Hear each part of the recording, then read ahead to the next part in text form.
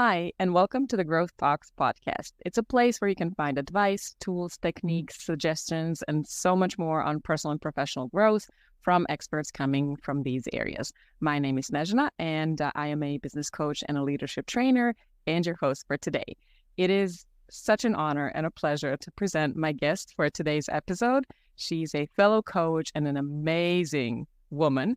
And like I said, it's such an honor to have her today. Anna, welcome to the podcast, and thank you so much for being here. Thank you so much for inviting me. Of course. How can I not?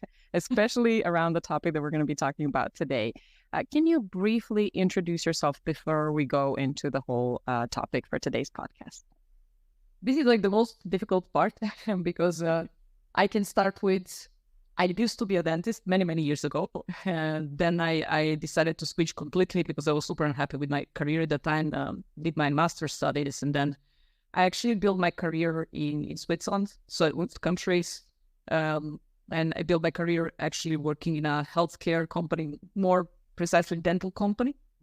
So my job there was really to lead a global department of medical education and everything that came with it. So I had like really almost a decade of international experience. So building up educational programs, speakers, finding out what works, what doesn't work. And this is kind of like a business development, but from a very different side. And in the meantime, I got interested because I needed to solve my own problems in life. I got interested in coaching and personal development. And I really spent crazy amount of time actually in that, right?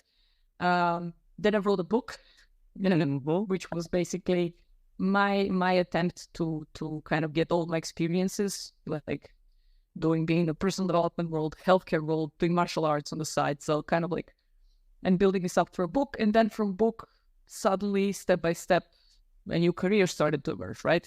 Right. So today I'm here and I'm actually one of your colleagues. Yes, absolutely. And it's such a pleasure. So you and I met during our coaching training, or at least the ICF certification part that we did together. And from there, I've learned so much from you and about you that I've become a fan, especially lately, because lately I see you talking about goals a lot, and you even have a program of your own that you do with your clients. So let's just dig into the topic. Today, I want to talk to you about goals. I know it's a huge topic and we definitely cannot cover it in 20-ish minutes, but if we can come out with anything, any advice, anything by the end of today, I think it'll be great, especially coming from you, knowing your experience. So would it be okay to start with, I'm curious, what do you think prevents people from achieving goals? From your experience, from, working with other people, where do you think is it that we get stuck? It's actually a very good question because honestly, I'm obsessed with the topic of goals because everything starts with goals. Everything starts with actually having what I call goals that matters or really goals. What prevents people are two different things. Actually, let's make it free, right? But it comes down to two. One is you are focusing on goals that are not yours. So expectations from family, spouses, whoever. Okay. So it's not your goal, actually. So it's somebody else's. So I should do this or I ought to do this, but not I want to do this. Yeah. And the second thing is, funny enough, we shoot too low. Many people mistaken that actually the problem with goals is that we're shooting too high. No, actually the problem is people are shooting too low. Okay. Do tell more. I'm about to do it. Because actually, the brain gets excited when it needs to figure out stuff, right? When it needs to figure out how to achieve it. And then we have this famous cognitive error that we kind of like, we want to do something, and then we start to think immediately how we can do it. And when we see, oh, I'm not sure how I can do it, we don't do it. But actually, it's a huge cognitive error. And I remember this story from Bob Proctor because I actually followed him for many years. I finished his trainings. I became his consultant. I met him a few times. He was, if we speak about personal development industry, he was 65 years there in person. Like this is 65 years. And he always said this story that reminds me. There was this couple that came to him and said that they want to buy a house, but I don't have any money. And he said, well, you don't need any money. And then he looked at me and said, what do you mean?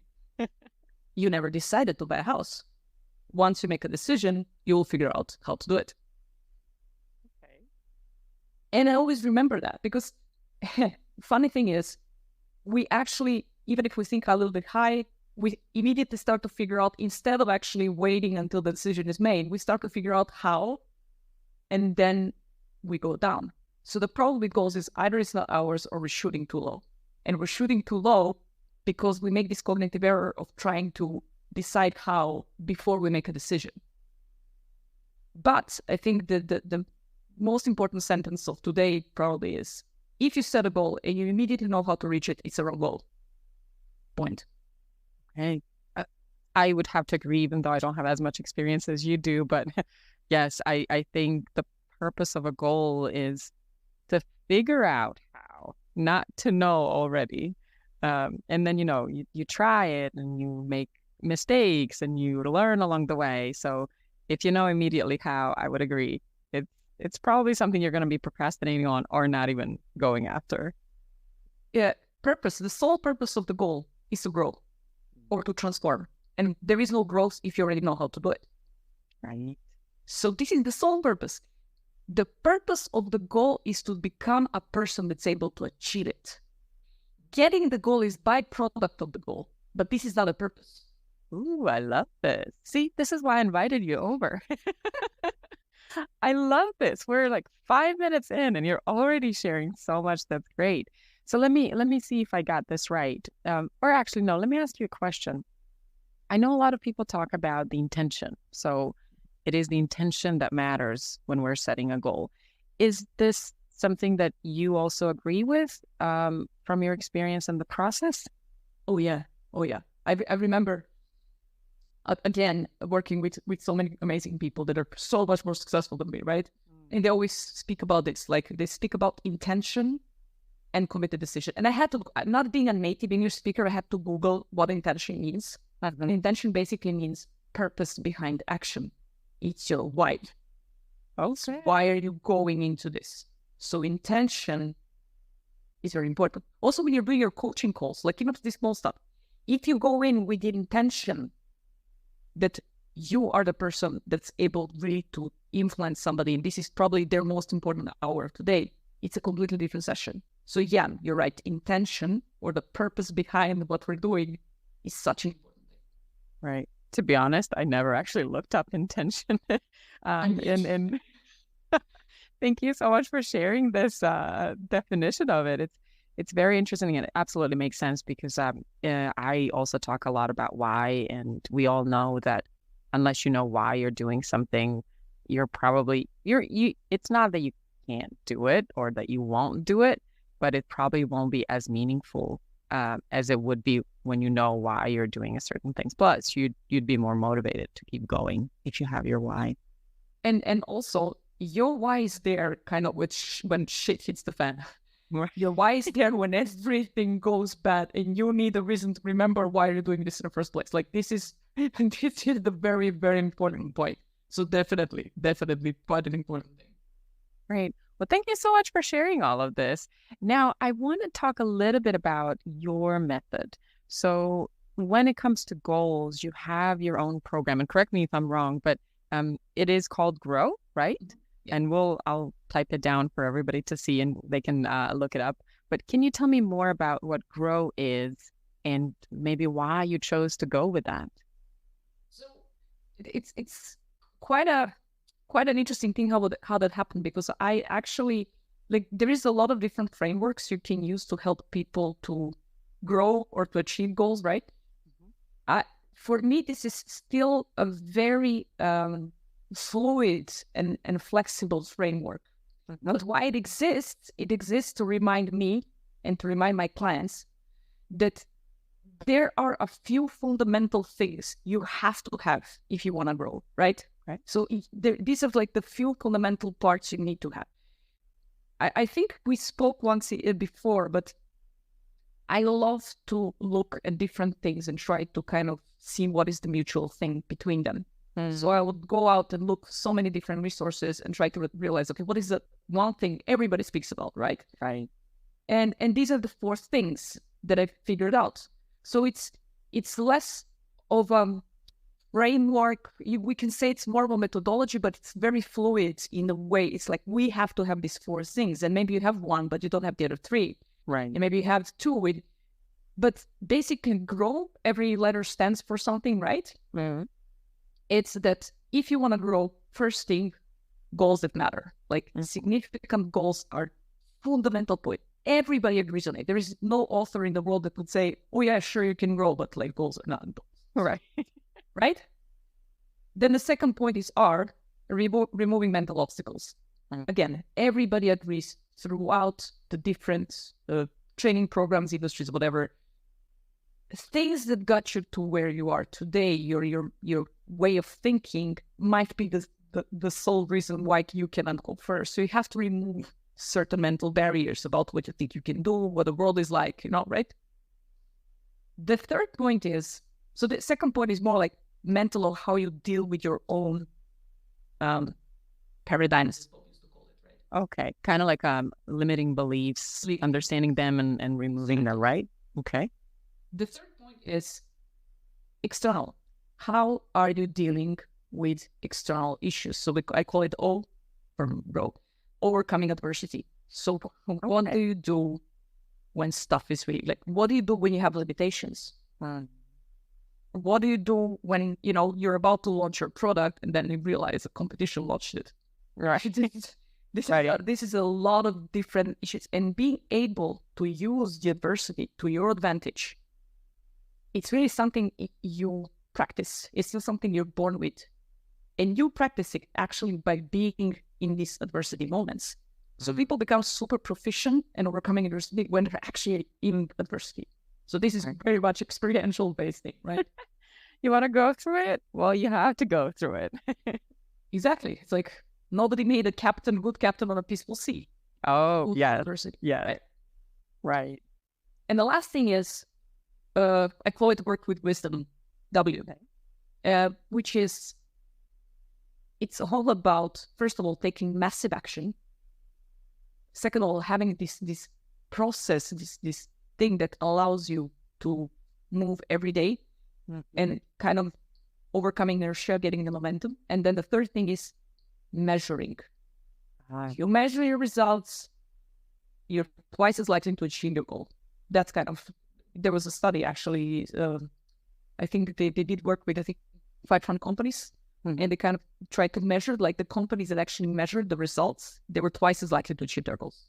Right. I even read a study that shows it's not really measuring, but it's connected to commitment and accountability. And what they say is, if you commit to somebody, you're about 60% more likely to achieve the goal.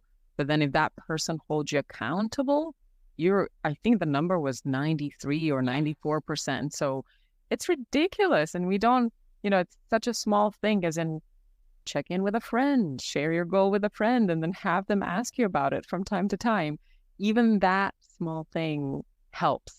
Now, of course, you have a whole process and program in place. So I'm sure people get a whole lot from there.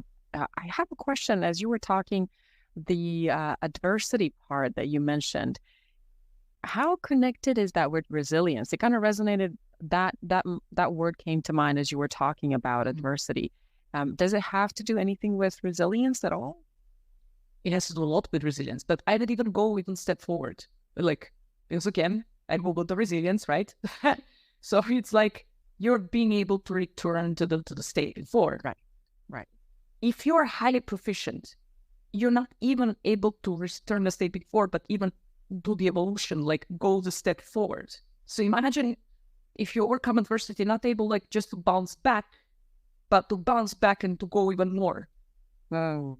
So it's absolutely connected with resilience. But for me, resilience is a very good step. But for me, the step forward is transformation. So from returning back to even going into something even better. I like that. Okay. You gave me a lot of food for thought, for sure. Hopefully whoever's listening to this is thinking a similar thing. Okay. So You've shared a little bit about, why we fail to achieve our goals and what the, I guess, most common factors are. And then you shared a little bit about what your path is when you work with clients and why you chose to focus on goals. Is there any tip or tool or anything that you can share that can help us set better goals? No, it's a good question. I think first and foremost, people need to understand that good goals take time. Okay. So this is not from today to tomorrow. When we speak about breakthrough performance goals, this is not something yet from today till tomorrow. It's like I'm really saying it's like you are painting a picture. And then in the beginning, you don't see a lot, but you maybe see, let's say, a car. But you have no idea if somebody in the car, is the car moving, is the car in the garage, what's happening. And then the more you're engaging yourself with this picture, it becomes more clearer and clearer, right? Right. Give yourself time, but when I say give yourself time while working on something to develop an image. Because we all know the clearer the image, the more job is done. Right. Why? Because first of all, we think in pictures. So when we have an image, we think about this. You activate your RAS. You become very much focused on what's happening throughout the day. You're thinking about, okay, this is a thing important for my goal. And second thing is, you become emotionally connected to the picture. Right. And we all know emotional connection, feeling this kind of desire for it. It's your driver. Price Pritchett, he's this amazing guy, right? He always said, desire is your dream's preferred diet. Your dreams are working with desire. I like that. Very nice. So if you want to have it, you have to develop, but give yourself time. Like most of my goals actually happen from having like this vague idea, but something was interesting about it. So I tried to explore it. And then I got it after a while. But it takes time. So take time to figure out what is the thing that you want. Figure out why is this the thing that you want. And for the love of God, do not search for how until you have made a decision that you're willing to go through this to get it. Right. Because once you make a decision, you will actually see how, but not before. Well, so I'm assuming a lot of people may ask, well, how do you not think about how? You have to be very disciplined about it, like, right? The why and what has to be like really the questions you really need to focus on. Because we go, and Bob Iger, the CEO of Walt Disney, he said it in his book, The Ride of a Lifetime, is amazing. So he did say this, that people are averse from making big moves because they start to immediately think how they can do it, and then they go back without even making a first step. Right. Yes. So how is important once you make a decision? And trust me, when you make commit a decision, when you make a decision, how starts to reveal itself. Right. Oh, Anna, this is good. It's a lot to process, and I don't want to have this awkward pause for like next half an hour for me to figure it out. But this is really good. You know what? I'm gonna have to sit back and look at my goals again now. You really got me thinking there in the first part when you said, we set goals too low, and I'm thinking, I don't know, but I'm going to have to go back and think about that. The one thing I wanted to share about imagination or visualizing that you talked about a minute ago, I always try to tell people, I think a simple way is, how when somebody shows you a picture of a red car, now all of a sudden you see red cars everywhere. That's kind of how it works with goals and everything else we visualize. All of a sudden the brain is trying to figure out, where can I see all of these things that help me either achieve a goal or, get a red car or get a pet. But all of a sudden you start seeing things that may have always been there, but you just haven't been paying attention. Yeah. And one of the funny thing is, because we have this small part of our brain called RAS, this reticular activating system. And it behaves a little bit like a nightclub bouncer. So it has a list of the things that you consider important, and kind of like whatever you see here throughout the day, only the stuff that you kind of put on the list is the stuff that gets in, right? So if you say, I need to buy a red Volvo, RAS is like, okay, we search for red Volvo. And then you start hearing, like everywhere, this guy's selling a car, that's happening. You open a newspaper, there is a... Why? Because RAS is kind of like really working on it, right? Because you're able to ask. And from all the informations out there, RAS really points you to 3 types of informations. Things you value, things that you find suspicious or unusual, and things that threaten you.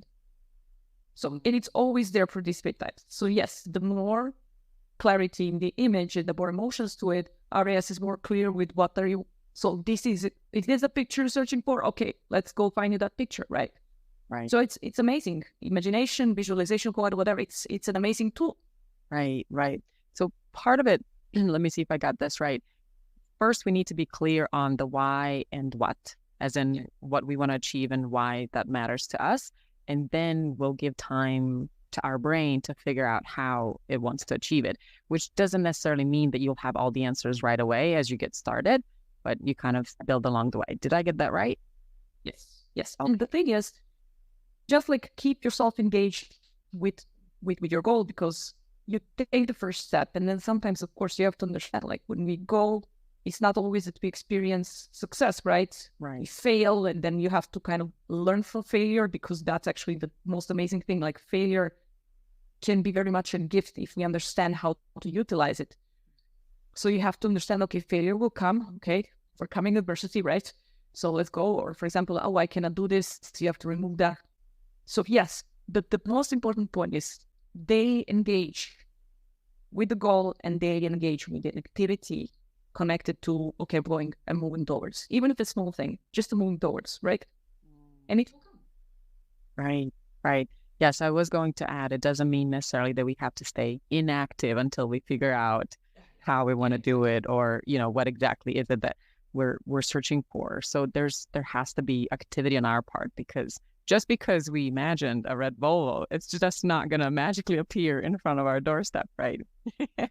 Okay. Well, Anna, thank you so much for being here. I know it seems like we've talked for 5 minutes, but we're going to slowly start to wrap up. Before we do that, is there anything that you would like to add that I didn't ask or that you find important to share today? It's a good question. I ask good questions. You asked if you're a coach. I mean, I think please understand that there was a moment in your life, even if you don't remember one, there was for sure a moment in your life that everybody had, that was the moment of breakthrough performance. And this is when you started to walk, for example.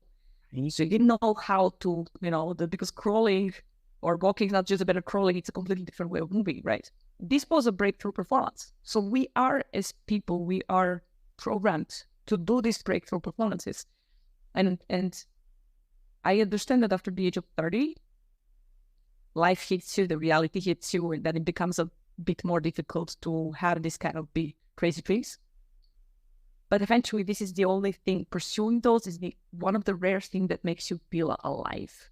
Right. So go for it. Really go for it. That's the only thing I can say. I love that. Yeah, and just reminding people that here we are not talking about your sort of everyday goals, as in, finish the exam or whatever else is, go to the job, finish this week, get a new job. These are the big goals that we talk about here and today. Thank you so much for sharing that. Thank you so much for being here today. I'm going to have to do the official part now, because we want people to follow us and like us. So if you like the content, please feel free to subscribe, because we're going to be sharing more of this. To find Anna, you can follow her LinkedIn. Also, go and get her book. It's an amazing book. We're going to leave all the links to her site, to her profiles, so that you can track her down. She's got so much to offer and so much knowledge that she can share with you. And of course, if you're looking for a coach to help you make breakthrough performance, Anna is your woman. Thank you so much for being here, Anna. Thank you so much for inviting me. And I have to say the name of your podcast is spot on. Oh, thank you. Thank you so much. All right, guys. Well, feel free to subscribe, like, follow, anything else that you need to do to stay in touch with us. And then I'll see you in the next episode. Bye.